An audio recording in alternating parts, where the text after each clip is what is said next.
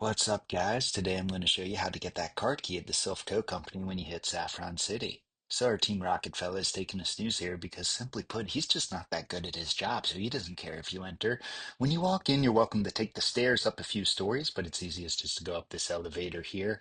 Instead of going through it in order, if you want to get that card key right away, which I highly recommend, we're going to head on to the fifth floor. And that's because when you enter here, you'll see some walls that are blocking you off. That card key is going to help you open those walls. I accidentally hit the wrong teleporter, so please do not do that. Instead, you want to go all the way down here and hit this teleporter. Takes you to the ninth floor, but we're actually going to go right on back, and then we're going to head down. Now you cannot avoid this Team Rocket guy. Unfortunately, he is going to bow to you no matter what. You saw right there, I tried to escape him. It does not work. Now, I know nobody wants to see this battle because we just want to see what this card key is, so I'm just going to go ahead and speed it up for you. I'm using Snorlax because I'm trying to level him up as much as I can at this point in the game, but if you want to hit a poison type, use ground or psychic.